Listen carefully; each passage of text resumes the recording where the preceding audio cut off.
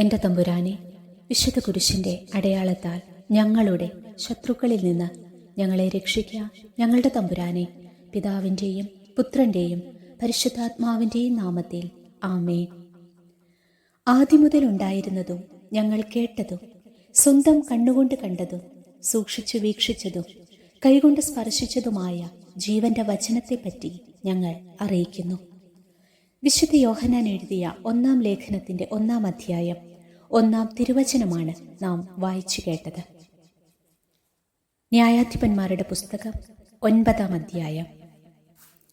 അബിമെലേക്ക്.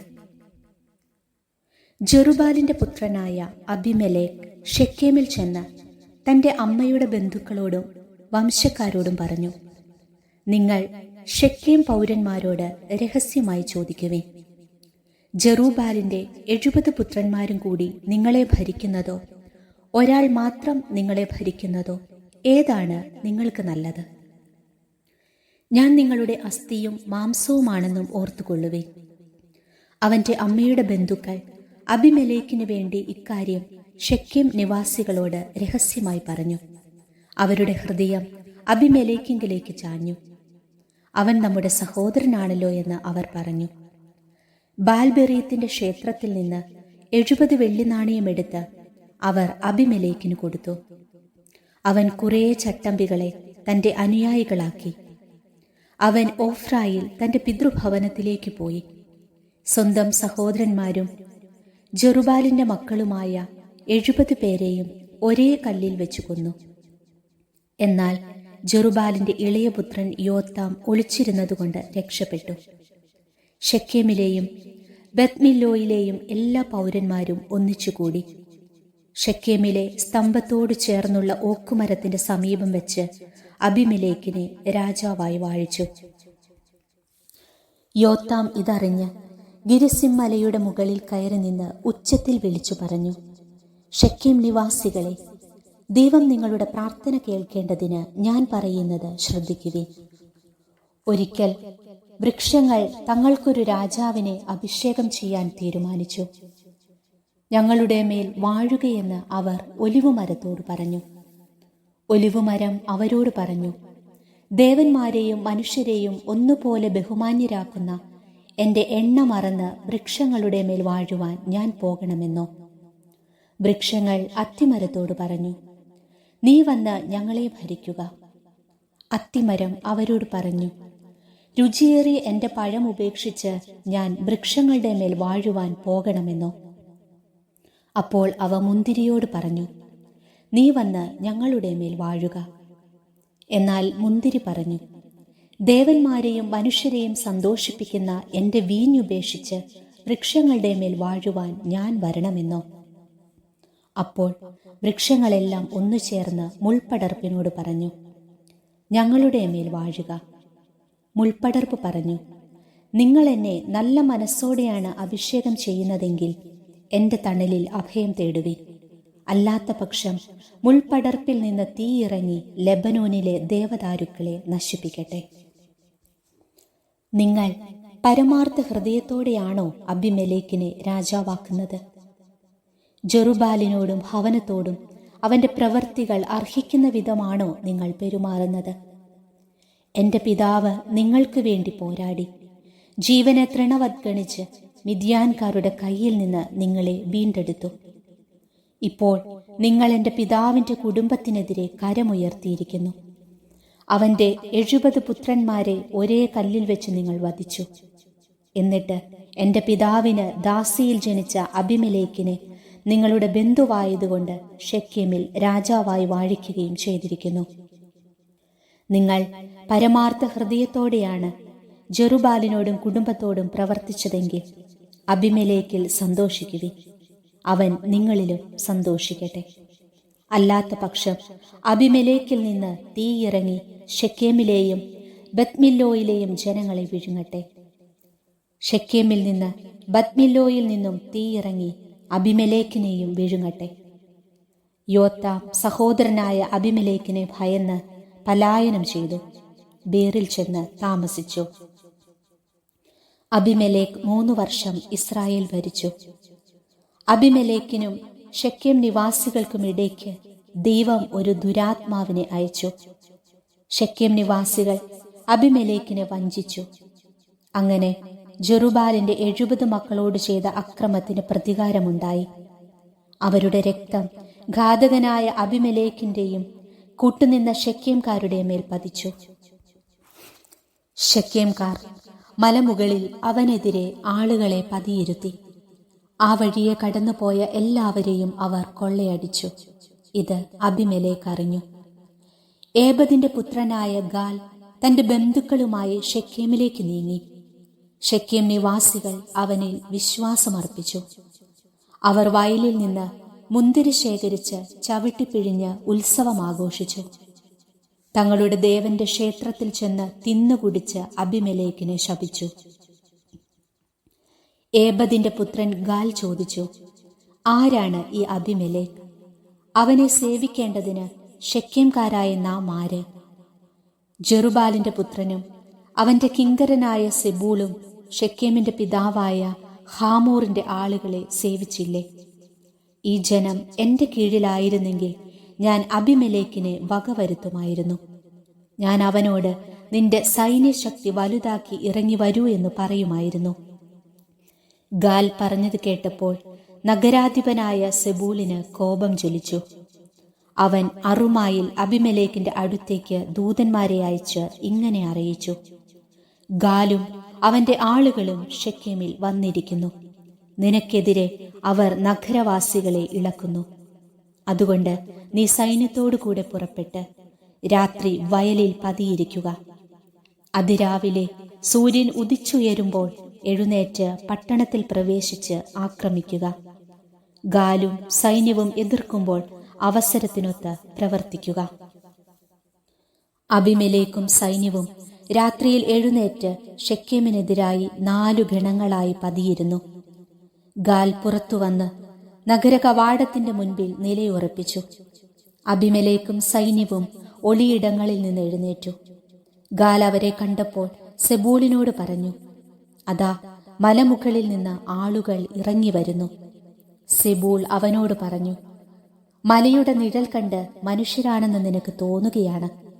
ഗാൽ വീണ്ടും അവനോട് പറഞ്ഞു, അതാ ദേശത്തിന്റെ മധ്യത്തിൽ നിന്ന് ആളുകൾ ഇറങ്ങി വരുന്നു. ഒരു കൂട്ടം ആളുകൾ ശകുനക്കാരുടെ ഓക്കുമരത്തിന്റെ ഭാഗത്തു നിന്ന് വരുന്നു. സെബൂൾ ചോദിച്ചു, നിന്റെ പൊങ്ങച്ചം ഇപ്പോൾ എവിടെ? നാം സേവിക്കാൻ അബിമേലെക്ക് ആരെന്ന് നീയല്ലേ ചോദിച്ചത്? നീ അധിക്ഷേപിച്ച ജനമല്ലേ ഇത്? നീ തന്നെ പോയി അവരോട് പൊരുതുക. ഗാൽ ഷെക്കേം നിവാസികളുടെ നേതാവായി അബിമേലെക്കിനോട് പോരാടായി. അബിമേലെക്ക് അവനെ പിന്തുടർന്നു. അവൻ പലായനം ചെയ്തു. പട്ടണ കവാടം വരെ അനേകർ മുറിവേറ്റു വീണു. അബിമേലെക്ക് അറൂമായിൽ താമസമാക്കി.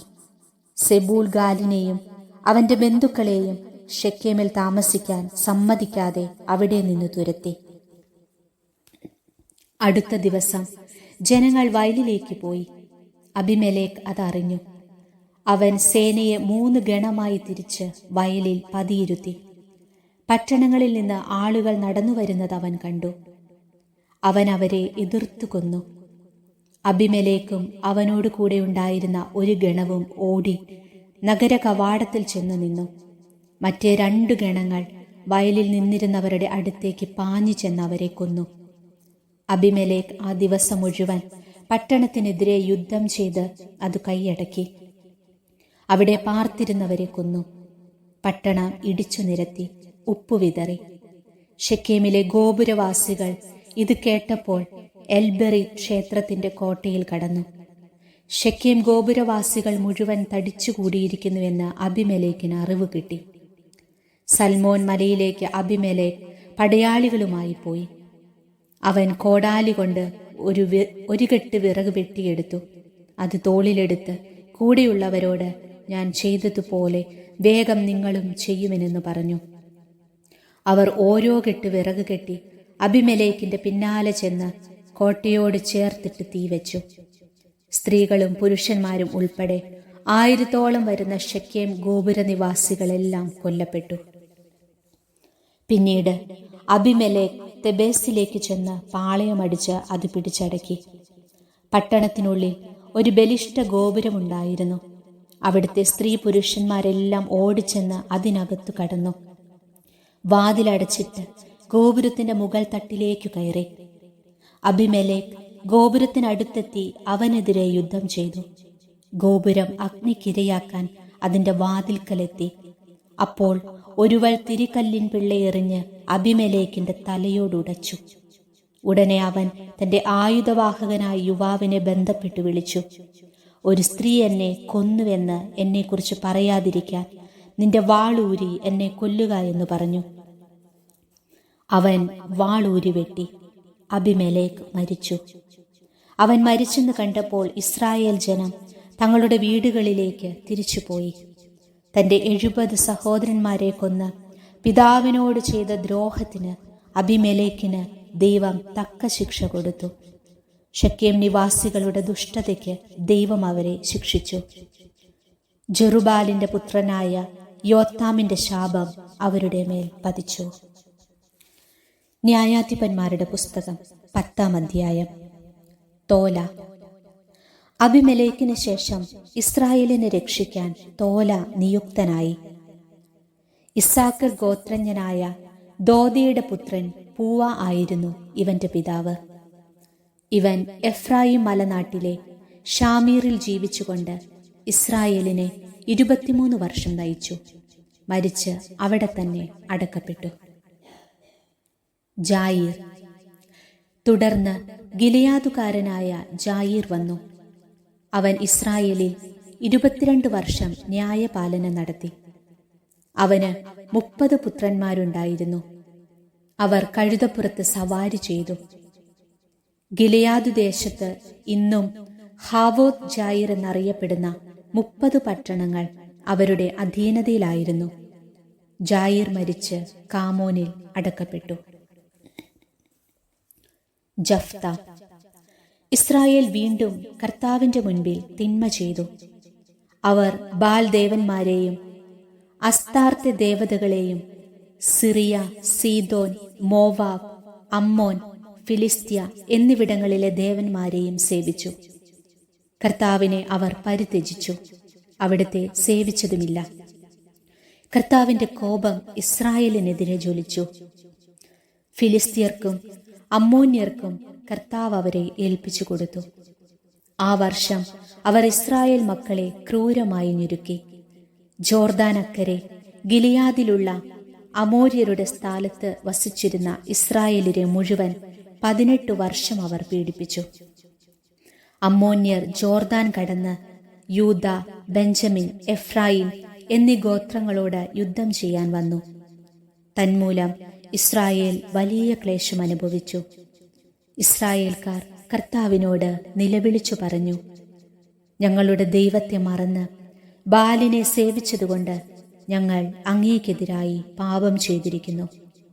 കർത്താവ് ഇസ്രായേൽക്കാരോട് ചോദിച്ചു, ഈജിപ്തുകാർ, അമോര്യർ, അമ്മോന്യർ, ഫിലിസ്ത്യർ എന്നിവരിൽ നിന്ന് ഞാൻ നിങ്ങളെ രക്ഷിച്ചില്ലേ? സീദോന്യരും അമലേക്യരും മാവോന്യരും നിങ്ങളെ പീഡിപ്പിച്ചു. അപ്പോഴൊക്കെ നിങ്ങൾ എന്നോട് നിലവിളിച്ചു. ഞാൻ നിങ്ങളെ അവരുടെ കയ്യിൽ നിന്ന് മോചിപ്പിക്കുകയും ചെയ്തു. എങ്കിലും നിങ്ങൾ എന്നെ ഉപേക്ഷിച്ച് അന്യദേവന്മാരെ സേവിച്ചു. അതുകൊണ്ട് ഇനി ഒരിക്കലും ഞാൻ നിങ്ങളെ രക്ഷിക്കുകയില്ല. പോയി നിങ്ങൾ തിരഞ്ഞെടുത്ത ദേവന്മാരോട് നിലവിളിക്കുവിൻ. കഷ്ടതയിൽ നിന്ന് അവർ നിങ്ങളെ മോചിപ്പിക്കട്ടെ. ഇസ്രായേൽ ജനം കർത്താവിനോട് പറഞ്ഞു, ഞങ്ങൾ പാപം ചെയ്തു പോയി. അങ്ങേക്ക് ഇഷ്ടമുള്ളത് ഞങ്ങളോട് ചെയ്തു കൊള്ളുക. ഇക്കുറി ഞങ്ങളെ രക്ഷിക്കുക എന്ന് മാത്രം ഞങ്ങൾ പ്രാർത്ഥിക്കുന്നു. അവർ അന്യദേവന്മാരെ തങ്ങളുടെ ഇടയിൽ നിന്ന് നീക്കം ചെയ്ത് കർത്താവിനെ സേവിച്ചു. ഇസ്രായേലിന്റെ കഷ്ടത കണ്ട് അവിടുന്ന് രോഷാകുലനായി. അമ്മോന്യർ യുദ്ധത്തിനൊരുങ്ങി. ഗിലെയാദിൽ താവളമടിച്ചു. ഇസ്രായേൽ ജനം ഒന്നിച്ചു ചേർന്ന് മിസ്പായിലും താവളമടിച്ചു. ഗിലെയാദിലെ നേതാക്കന്മാരായ ആളുകൾ പരസ്പരം പറഞ്ഞു, അമ്മോന്യരോട് യുദ്ധം ആരംഭിക്കുന്നത് ആരോ അവനായിരിക്കും ഗിലെയാദ് നിവാസികൾക്ക് അധിപൻ. ന്യായാധിപന്മാരുടെ പുസ്തകം 11-ാം അധ്യായം. ഗിലിയാദുകാരനായ ജെഫ്ത ശക്തനായ സേനാനിയായിരുന്നു. പക്ഷേ അവൻ വേശ്യാപുത്രനായിരുന്നു. ഗിലിയാദായിരുന്നു അവന്റെ പിതാവ്. ഗിലിയാദിന് സ്വഭാര്യയിലും പുത്രന്മാരുണ്ടായിരുന്നു. അവർ വളർന്നപ്പോൾ ജെഫ്തായെ പുറന്തള്ളിക്കൊണ്ടു പറഞ്ഞു, ഞങ്ങളുടെ പിതാവിന്റെ അവകാശം നിനക്ക് ലഭിക്കുവാൻ പാടില്ല. നീ അന്യസ്ത്രീയുടെ മകനാണല്ലോ. അപ്പോൾ ജെഫ്ത തന്റെ സഹോദരന്മാരിൽ നിന്ന് ഓടിപ്പോയി തോബ് എന്ന സ്ഥലത്തു ചെന്ന് താമസിച്ചു. ഒരു നീചസംഘം അവനോട് ചേർന്ന് കൊള്ള ചെയ്തു നടന്നിരുന്നു. അക്കാലത്താണ് അമ്മോന്യർ ഇസ്രായേലിനെതിരെ യുദ്ധത്തിന് വന്നത്. അപ്പോൾ ഗിലിയാദിലെ ശ്രേഷ്ഠന്മാർ ജെഫ്തായെ തോബ് ദേശത്തു നിന്ന് കൂട്ടിക്കൊണ്ടുവരാൻ പോയി. അവർ ജെഫ്തായോട് പറഞ്ഞു, അമ്മോന്യരോടുള്ള യുദ്ധത്തിൽ നീ ഞങ്ങളെ നയിക്കണം. ജെഫ്ത ഗിലിയാദിലെ ശ്രേഷ്ഠന്മാരോട് ചോദിച്ചു, നിങ്ങൾ എന്നെ വെറുക്കുകയും എൻ്റെ പിതാവിൻ്റെ ഭവനത്തിൽ നിന്ന് അടിച്ചിറക്കുകയും ചെയ്തില്ലേ? അപകടത്തിൽപ്പെട്ടപ്പോൾ നിങ്ങൾ എൻ്റെ അടുക്കൽ വന്നിരിക്കുന്നുവോ? ശ്രേഷ്ഠന്മാർ ജെഫ്തായോട് പറഞ്ഞു, നീ ഞങ്ങളോട് കൂടെ വന്ന് അമ്മോന്യരോട് യുദ്ധം ചെയ്യേണ്ടതിനും ഗിലിയാദ് നിവാസികളായ ഞങ്ങളെല്ലാവരുടെയും നേതാവായിരിക്കേണ്ടതിനും തന്നെ ആണ് ഞങ്ങൾ നിന്റെ അടുത്തേക്ക് വന്നിരിക്കുന്നത്. ജെഫ്ത അവരോട് പറഞ്ഞു, അമ്മോന്യരോട് പോരാടാൻ നിങ്ങൾ എന്നെ കൊണ്ടുപോകുകയും കർത്താവ് അവരെ എനിക്ക് ഏൽപ്പിച്ചു തരികയും ചെയ്താൽ ഞാൻ നിങ്ങളുടെ നേതാവാകും. ശ്രേഷ്ഠന്മാർ പ്രതിവചിച്ചു, കർത്താവ് നമുക്ക് സാക്ഷിയായിരിക്കട്ടെ.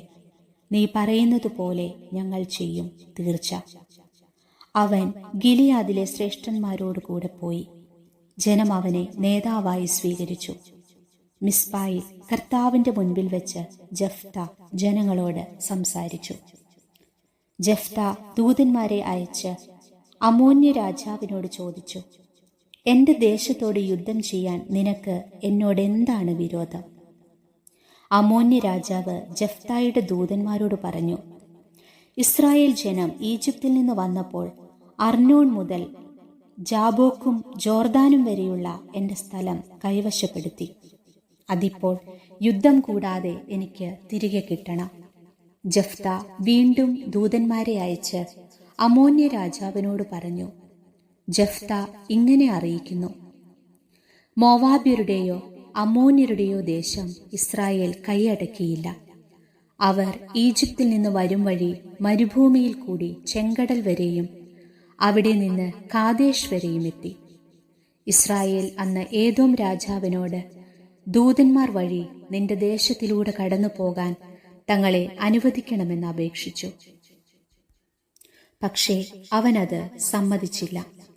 മോവാബ് രാജാവിനോടും അവർ ആളയച്ചു പറഞ്ഞു, അവനും സമ്മതിച്ചില്ല. അതിനാൽ ഇസ്രായേൽ കാദേശിൽ തന്നെ താമസിച്ചു. അവർ മരുഭൂമിയിലൂടെ യാത്ര ചെയ്തു. ഏദോമും മോവാബും ചുറ്റി മോവാബിന് കിഴക്കെത്തി. അർനോന്റെ മറുകരെ താവളമടിച്ചു. മോവാബിൽ അവർ പ്രവേശിച്ചതേയില്ല. മോവാബിന്റെ അതിർത്തി അർനോണാണല്ലോ. ഇസ്രായേൽ ഹെഷ്ബോണിലെ അമോര്യ രാജാവായ സീഹോന്റെ അടുക്കൽ ദൂതന്മാരെ അയച്ച് നിങ്ങളുടെ ദേശത്തു കൂടി ഞങ്ങളുടെ സ്ഥലത്തേക്ക് പോകാൻ അനുവദിക്കണമെന്ന് അപേക്ഷിച്ചു. എന്നാൽ തന്റെ ദേശത്തു കൂടി ഇസ്രായേലിനെ കടത്തിവിടാൻ സീഹോന് വിശ്വാസം വന്നില്ല. മാത്രമല്ല, സീഹോൻ ജനങ്ങളെയെല്ലാം ഒന്നിച്ചു കൂട്ടി യാഹാസിന്റെ താവളമടിച്ച് ഇസ്രായേലിനോട് പൊരുതി.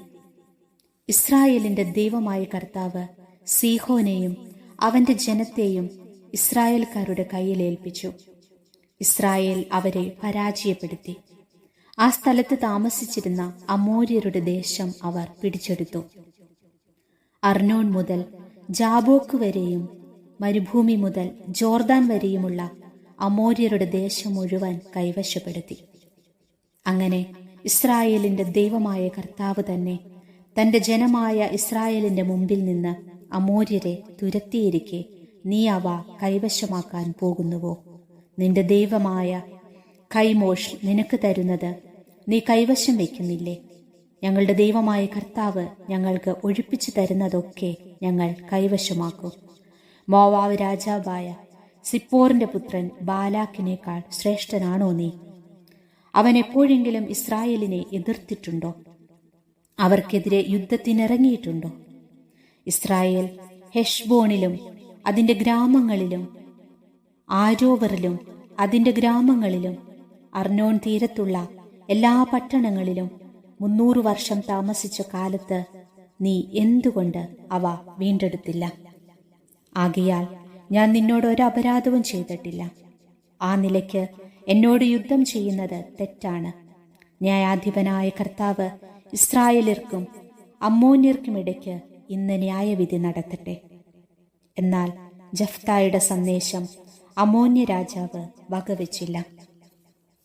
കർത്താവിന്റെ ആത്മാവ് ജഫ്തായുടെ മേൽ ആവസിച്ചു. അവൻ ഗിലെയാദ്, മനാസെ എന്നിവിടങ്ങളിൽ കൂടി ഗിലെയാദിലെ മിസ്പായിലേക്ക് കടന്ന് അമ്മോന്യരുടെ ദേശത്തേക്ക് പോയി. ജഫ്ത കർത്താവിനൊരു നേർച്ച നേർന്നു. അങ്ങ് അമ്മോന്യരെ എൻ്റെ കയ്യിലേൽപ്പിക്കുമെങ്കിൽ ഞാൻ അവരെ തോൽപ്പിച്ച് ജേതാവായി തിരികെ ചെല്ലുമ്പോൾ എന്നെ എതിരേൽക്കാൻ പടിവാതിൽക്കലേക്ക് ആദ്യം വരുന്നത് ആരായിരുന്നാലും അവൻ കർത്താവിൻ്റെതായിരിക്കും. ഞാൻ അവനെ ദഹനബലിയായി അവിടത്തേക്ക് അർപ്പിക്കും. ജഫ്ത യുദ്ധം ചെയ്യാൻ അമ്മോന്യരുടെ അതിർത്തി കടന്നു. കർത്താവ് അവരെ അവന്റെ കയ്യിലേൽപ്പിച്ചു. അരോവർ മുതൽ മിന്നിത്തിന് സമീപം വരെയും ആബേൽ കെരാമീം വരെയും 20 പട്ടണങ്ങളിൽ അവൻ അവരെ വകവരുത്തി. വലിയ കൂട്ടക്കൊല നടന്നു. അമ്മോന്യർ ഇസ്രായേലിന് കീഴടങ്ങി. ജഫ്ത മിസ്പായിലുള്ള തന്റെ വീട്ടിലേക്ക് വന്നു. അതാ അവന്റെ മകൾ തപ്പുകൊട്ടി നൃത്തം വെച്ച് അവനെ എതിരേൽക്കാൻ വരുന്നു. അവൾ അവന്റെ ഏക സന്താനമായിരുന്നു. വേറെ മകനോ മകളോ അവനില്ലായിരുന്നു. അവളെ കണ്ടപ്പോൾ അവൻ വസ്ത്രം കീറിക്കൊണ്ട് പറഞ്ഞു, അയ്യോ മകളെ, നീ എന്നെ ദുഃഖത്തിൽ ആഴ്ത്തിയല്ലോ. നീ എന്നെ വല്ലാത്ത വിഷമത്തിൽ ആഴ്ത്തിയിരിക്കുന്നു. ഞാൻ കർത്താവിന് വാക്കുകൊടുത്തു പോയി. നേർച്ചയിൽ നിന്ന് പിന്മാറാൻ എനിക്ക് സാധിക്കുകയില്ല. അവൾ പറഞ്ഞു, പിതാവേ, അങ്ങ് കർത്താവിന് വാക്കുകൊടുത്തെങ്കിൽ അതനുസരിച്ച് എന്നോട് ചെയ്തു കൊള്ളുക. കർത്താവ് ശത്രുക്കളായ അമ്മോന്യരോട് പ്രതികാരം ചെയ്തല്ലോ. അവൾ തുടർന്നു, ഒരു കാര്യം എനിക്ക് ചെയ്തു തരണം. സഖിമാരോടൊത്ത് പർവ്വതങ്ങളിൽ പോയി എൻ്റെ കന്യാത്വത്തെ പ്രതി 2 മാസത്തേക്ക് വിലപിക്കാൻ എന്നെ അനുവദിക്കണം. പൊയ്ക്കൊള്ളുക എന്ന് പറഞ്ഞ് അവൻ 2 മാസത്തേക്ക് അവളെ അയച്ചു. അവൾ പർവ്വതങ്ങളിൽ സഖിമാരോടൊപ്പം താമസിച്ച് തൻ്റെ കന്യാത്വത്തെപ്പറ്റി വിലപിച്ചു. 2 മാസം കഴിഞ്ഞ് അവൾ പിതാവിൻ്റെ പക്കലേക്ക് തിരിച്ചു വന്നു. അവൻ നേർന്നിരുന്നതുപോലെ അവളോട് ചെയ്തു. അവൾ ഒരിക്കലും പുരുഷനെ അറിഞ്ഞിരുന്നില്ല. ഗിലിയാദുകാരനായ ജഫ്തായുടെ പുത്രിയെ ഓർത്ത് ഇസ്രായേൽ പുത്രിമാർ വർഷം തോറും 4 ദിവസം കരയാൻ പോകുക പതിവായി തീർന്നു. ന്യായാധിപന്മാരുടെ പുസ്തകം 12-ാം അധ്യായം. എഫ്രായിംകാർ യുദ്ധത്തിനൊരുങ്ങി. അവർ സഫോണിലേക്ക് ചെന്നു. ജഫ്തായോട് പറഞ്ഞു, അമ്മോന്യരോട് യുദ്ധം ചെയ്യാൻ നീ അതിർത്തി കടന്നപ്പോൾ നിന്നോടൊപ്പം വരാൻ ഞങ്ങളെ വിളിക്കാഞ്ഞതെന്തുകൊണ്ട്? നിന്നെയും നിന്റെ ഭവനത്തെയും ഞങ്ങൾ അഗ്നിക്കിരയാക്കും. ജഫ്ത അവരോട് പറഞ്ഞു, ഞാനും എൻ്റെ ജനവും അമ്മോന്യരുമായി വലിയ കലഹത്തിലായി. ഞാൻ നിങ്ങളെ വിളിച്ചപ്പോൾ അവരുടെ കൈകളിൽ നിന്ന് നിങ്ങൾ എന്നെ രക്ഷിച്ചില്ല. നിങ്ങൾ എന്നെ രക്ഷിക്കുകയില്ലെന്ന് കണ്ടപ്പോൾ ഞാൻ എൻ്റെ ജീവൻ കയ്യിലെടുത്ത് അമ്മോന്യർക്കെതിരെ ചെന്നു. കർത്താവ് അവരെ എൻ്റെ കയ്യിലേൽപ്പിക്കുകയും ചെയ്തു. എന്നിട്ടിപ്പോൾ നിങ്ങൾ എനിക്കെതിരെ യുദ്ധം ചെയ്യാൻ വരുന്നോ? ജഫ്ത ഗിലെയാദുകാരെയെല്ലാം ഒന്നിച്ചു കൂട്ടി എഫ്രായിമിനോട് യുദ്ധം ചെയ്തു. ഗിലെയാദുകാർ എഫ്രായിമിന്റെയും മനാസിയുടെയും ഇടയിൽ വെറും അഭയാർത്ഥികളാണെന്ന് എഫ്രായിംകാർ പറഞ്ഞതുകൊണ്ട് ഗിലെയാദുകാർ അവരെ തകർത്തു കളഞ്ഞു. എഫ്രായിംകാരോടെതിർത്ത് ഗിലെയാദുകാർ ജോർദാന്റെ കടവുകൾ പിടിച്ചെടുത്തു. എഫ്രായിമിൽ നിന്ന് ഒരഭയാർത്ഥി എപ്പോഴെങ്കിലും ഓടിപ്പോകുമ്പോൾ അക്കരയ്ക്ക് പൊയ്ക്കൊള്ളട്ടെ എന്ന് ചോദിച്ചാൽ നീ ഒരു എഫ്രായിംകാരനോ എന്ന് ഗിലെയാദുകാർ ചോദിക്കും. അല്ല എന്ന് അവൻ പറഞ്ഞാൽ അവനോട് ഷിബ്ബോലത്ത് എന്ന് ഉച്ചരിക്കാൻ പറയും. ശരിയായി ഉച്ചരിക്കാതെ സിബ്ബോലത്ത് എന്ന് പറഞ്ഞാൽ അവർ അവനെ പിടിച്ച് ജോർദാന്റെ കടവുകളിൽ വെച്ച് കൊല്ലും. 40,000 എഫ്രായിംകാർ അന്നാളുകളിൽ വധിക്കപ്പെട്ടു. ജഫ്ത ഇസ്രായേലിൽ 6 വർഷം ന്യായപാലനം നടത്തി. ഗിലിയാദുകാരനായ ജഫ്ത മരിച്ചു.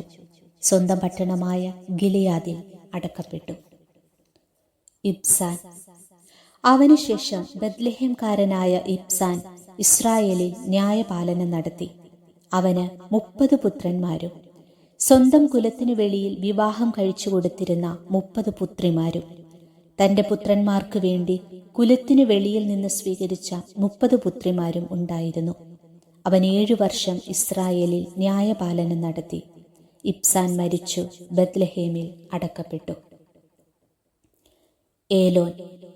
അവനുശേഷം സെബുലൂൻകാരനായ ഏലോൻ ഇസ്രായേലിൽ 10 വർഷം ന്യായപാലനം നടത്തി. ഏലോൻ മരിച്ചു. സെബുലോൻ ദേശത്ത് അയ്യാലോണിൽ അവനെ സംസ്കരിച്ചു. അബ്ദോൻ. പിന്നീട് പിറതോന്യനായ ഹില്ലേലിന്റെ മകൻ അബ്ദോൻ ഇസ്രായേലിൽ ന്യായാധിപനായി. അവന് 40 പുത്രന്മാരും 30 പൗത്രന്മാരും ഉണ്ടായിരുന്നു. അവർക്ക് സഞ്ചരിക്കാൻ 70 കാളകളും ഉണ്ടായിരുന്നു. അവൻ ഇസ്രായേലിൽ 8 വർഷം ന്യായപാലനം നടത്തി. പിറതോന്യനായ ഹില്ലേലിന്റെ പുത്രൻ അബ്ദോൻ മരിച്ചു. അമലേക്യരുടെ മലനാട്ടിൽ എഫ്രായിം ദേശത്തെ പിറതോനിൽ സംസ്കരിക്കപ്പെട്ടു. ന്യായാധിപന്മാരുടെ പുസ്തകം 13-ാം അധ്യായം. സാംസന്റെ ജനനം. ഇസ്രായേൽ ജനം വീണ്ടും കർത്താവിന്റെ മുൻപിൽ തിന്മ ചെയ്തു. അവിടുന്ന് അവരെ 40 വർഷത്തേക്ക് ഫിലിസ്ത്യരുടെ കൈകളിൽ ഏൽപ്പിച്ചു. സോറായിൽ ദാൻ ഗോത്രക്കാരനായ മനോവ എന്നൊരാളുണ്ടായിരുന്നു. അവന്റെ ഭാര്യ വന്ധ്യയായിരുന്നു. അവൾക്ക് മക്കളില്ലായിരുന്നു. കർത്താവിന്റെ ദൂതൻ അവൾക്ക് പ്രത്യക്ഷപ്പെട്ടു പറഞ്ഞു, നീ വന്ധ്യയാണ്, നിനക്ക് മക്കളില്ല. നീ ഗർഭം ധരിച്ച് ഒരു പുത്രനെ പ്രസവിക്കും. അതുകൊണ്ട് നീ സൂക്ഷിക്കണം. വീഞ്ഞോ വീര്യമുള്ള പാനീയങ്ങളോ കുടിക്കരുത്. അശുദ്ധമായതൊന്നും ഭക്ഷിക്കുകയുമരുത്. നീ ഗർഭം ധരിച്ച് ഒരു പുത്രനെ പ്രസവിക്കും. അവന്റെ തലയിൽ ക്ഷൗരക്കത്തി തൊടരുത്. അവൻ ജനനം മുതൽ ദൈവത്തിന് നാസീർ വ്രതക്കാരനായിരിക്കും. അവൻ ഫിലിസ്ത്യരുടെ കയ്യിൽ നിന്ന് ഇസ്രായേലിനെ വിടുവിക്കാൻ ആരംഭിക്കും. അവൾ ഭർത്താവിനോട് പറഞ്ഞു, ഒരു ദൈവപുരുഷൻ എൻ്റെ അടുത്തു വന്നു. അവന്റെ മുഖം ദൈവദൂതൻ്റേതുപോലെ പേടിപ്പെടുത്തുന്നതാണ്. എവിടെ നിന്ന് വരുന്നുവെന്ന് അവനോട് ഞാൻ ചോദിച്ചില്ല. അവൻ പേരു പറഞ്ഞതുമില്ല. അവൻ എന്നോട് പറഞ്ഞു, നീ ഗർഭം ധരിച്ച് ഒരു പുത്രനെ പ്രസവിക്കും. വീഞ്ഞോ വീര്യമുള്ള പാനീയങ്ങളോ കുടിക്കരുത്. അശുദ്ധമായതൊന്നും ഭക്ഷിക്കുകയുമരുത്. ബാലൻ ആജീവനാന്തം ദൈവത്തിന് നാസീർ വ്രതക്കാരനായിരിക്കും. മനോവ കർത്താവിനോട് പ്രാർത്ഥിച്ചു, കർത്താവേ, അങ്ങയച്ച ദൈവപുരുഷൻ വീണ്ടും ഞങ്ങളുടെ അടുക്കൽ വന്ന് ജനിക്കാനിരിക്കുന്ന ശിശുവിനു വേണ്ടി ഞങ്ങൾ എന്താണ് ചെയ്യേണ്ടതെന്നറിയിക്കാൻ ഇടയാക്കണമേ. മനോവയുടെ പ്രാർത്ഥന ദൈവം കേട്ടു. വയലിലായിരിക്കുമ്പോൾ ദൈവദൂതൻ വീണ്ടും സ്ത്രീയുടെ അടുത്തു വന്നു. ഭർത്താവായ മനോവ അവളോട് കൂടെ ഉണ്ടായിരുന്നില്ല. അവൾ പെട്ടെന്ന് ഓടിച്ചെന്ന് ഭർത്താവിനോട് പറഞ്ഞു, എൻ്റെ അടുത്ത് കഴിഞ്ഞ ദിവസം വന്ന ആൾ വീണ്ടും പ്രത്യക്ഷപ്പെട്ടിരിക്കുന്നു. മനോവ എഴുന്നേറ്റ് ഭാര്യയുടെ പിന്നാലെ ചെന്ന് അവനോട് ചോദിച്ചു, ഇവളോട് സംസാരിച്ചവൻ നീയോ? അവൻ പറഞ്ഞു, ഞാൻ തന്നെ. അപ്പോൾ മനോവ ചോദിച്ചു, നിന്റെ വാക്കുകൾ നിറവേറുമ്പോൾ ബാലന്റെ ജീവിതചര്യ എങ്ങനെയായിരിക്കണം? അവൻ എന്താണ് ചെയ്യേണ്ടത്? കർത്താവിന്റെ ദൂതൻ മനോവയോട് പറഞ്ഞു, ഞാൻ സ്ത്രീയോട് പറഞ്ഞതെല്ലാം അവൾ പാലിക്കട്ടെ. മുന്തിരിയിൽ നിന്നുള്ളതൊന്നും അവൾ ഭക്ഷിക്കരുത്. വീഞ്ഞോ ലഹരി പദാർത്ഥമോ കുടിക്കരുത്. അശുദ്ധമായതൊന്നും തിന്നുകയുമരുത്. ഞാൻ അവളോട് കൽപ്പിച്ചതൊക്കെ അവൾ പാലിക്കണം. മനോവ കർത്താവിന്റെ ദൂതനോട് പറഞ്ഞു, ഞാൻ ഒരാട്ടിൻകുട്ടിയെ പാകം ചെയ്യുന്നത് വരെ നിൽക്കണമേ. കർത്താവിന്റെ ദൂതൻ പറഞ്ഞു, നീ പിടിച്ചു നിർത്തിയാലും നിന്റെ ഭക്ഷണം ഞാൻ കഴിക്കുകയില്ല. എന്നാൽ നീ പാകം ചെയ്യുന്നെങ്കിൽ അത് കർത്താവിന് ദഹനബലിയായി അർപ്പിക്കുക. കർത്താവിന്റെ ദൂതനാണ് അവനെന്ന് മനോവ അറിഞ്ഞിരുന്നില്ല. അവൻ കർത്താവിന്റെ ദൂതനോട്, നിന്റെ പേര് എന്ത്? നീ പറഞ്ഞത് സംഭവിക്കുമ്പോൾ ഞങ്ങൾ നിന്നെ ബഹുമാനിക്കണമല്ലോ എന്ന് പറഞ്ഞു. ദൂതൻ അവനോട് പറഞ്ഞു, എൻ്റെ പേര് അത്ഭുതകരമായിരിക്കെ നീ അത് ചോദിക്കുന്നതെന്തിന്? അപ്പോൾ മനോവ ആട്ടിൻകുട്ടിയെ കൊണ്ടുവന്ന് ധാന്യബലിയോടുകൂടെ അത്ഭുതം പ്രവർത്തിക്കുന്നവനായ കർത്താവിന് പാറപ്പുറത്ത് വെച്ചർപ്പിച്ചു. ബലിപീഠത്തിൽ നിന്ന് അഗ്നിജ്വാല ആകാശത്തിലേക്ക് ഉയർന്നു. മനോവയും ഭാര്യയും നോക്കി നിൽക്കെ കർത്താവിൻ്റെ ദൂതൻ ബലിപീഠത്തിലെ അഗ്നിജ്വാലയിലൂടെ ഉയർന്നുപോയി. അവർ നിലത്ത് കമിഴ്ന്നു വീണു. അവൻ മനോവയ്ക്കും ഭാര്യയ്ക്കും പിന്നീട് പ്രത്യക്ഷപ്പെട്ടില്ല. അത് കർത്താവിൻ്റെ ദൂതനായിരുന്നെന്ന് മനോവയ്ക്ക് വ്യക്തമായി. മനോവ ഭാര്യയോട് പറഞ്ഞു, ദൈവത്തെ കണ്ടതുകൊണ്ട് നാം തീർച്ചയായും മരിക്കും. അവൾ പറഞ്ഞു, നമ്മെ കൊല്ലണമെന്ന് ഉദ്ദേശിച്ചിരുന്നെങ്കിൽ കർത്താവ് നമ്മുടെ കയ്യിൽ നിന്ന് ദഹനബലിയും ധാന്യബലിയും സ്വീകരിക്കുകയോ ഇക്കാര്യങ്ങൾ കാണിച്ചു തരികയോ അറിയിക്കുകയോ ചെയ്യുമായിരുന്നില്ല. അവളൊരു പുത്രനെ പ്രസവിച്ചു. സാംസൺ എന്ന് അവന് പേരിട്ടു. കുട്ടി വളർന്നു. കർത്താവ് അവനെ അനുഗ്രഹിച്ചു. സോറായ്ക്കും എഷ്താവോലിനും മധ്യേയുള്ള മഹനേധാനിൽ വെച്ച് കർത്താവിൻ്റെ ആത്മാവ് അവനിൽ പ്രവർത്തിച്ചു തുടങ്ങി. ദൈവമായ കർത്താവിന് സ്തുതി. സ്വർഗസ്ഥനായ ഞങ്ങളുടെ പിതാവേ, അങ്ങയുടെ നാമം പൂജിതമാകണമേ. അങ്ങയുടെ രാജ്യം വരയണമേ. അങ്ങയുടെ തിരുമനസ് സ്വർഗത്തിലെ പോലെ ഭൂമിയിലുമാകണമേ. അന്നു വേണ്ടിയ ആഹാരം ഇന്ന് ഞങ്ങൾക്ക് തരണമേ. ഞങ്ങളോട് തെറ്റ് ചെയ്യുന്നവരോട് ഞങ്ങൾ ക്ഷമിച്ചിരിക്കുന്നത് പോലെ ഞങ്ങളുടെ തെറ്റുകൾ ഞങ്ങളോടും ക്ഷമിക്കണമേ. ഞങ്ങളെ പ്രലോഭനത്തിൽ ഉൾപ്പെടുത്തരുതേ. തിന്മയിൽ നിന്ന് ഞങ്ങളെ രക്ഷിക്കണമേ. നന്മ നിറഞ്ഞ മറിയമേ, നിനക്ക് സ്വസ്തി. കർത്താവ് അങ്ങയോട് കൂടെ സ്ത്രീകളിൽ അങ്ങ് അനുഗ്രഹിക്കപ്പെട്ടവളാകുന്നു. അങ്ങയുടെ ഉദരത്തിൻ ഫലമായ ഈശോ അനുഗ്രഹിക്കപ്പെട്ടവനാകുന്നു. പരിശുദ്ധ മറിയമേ, തമ്പുരാൻ്റെ അമ്മേ, പാപികളായ ഞങ്ങൾക്ക് വേണ്ടി ഇപ്പോഴും ഞങ്ങളുടെ മരണസമയത്തും തമ്പുരാനോട് അപേക്ഷിച്ചു കൊള്ളണമേ. പിതാവിനും പുത്രനും പരിശുദ്ധാത്മാവിനും സ്തുതി, ആദിയിലെ പോലെ ഇപ്പോഴും എപ്പോഴും എന്നേക്കും. ആമേൻ.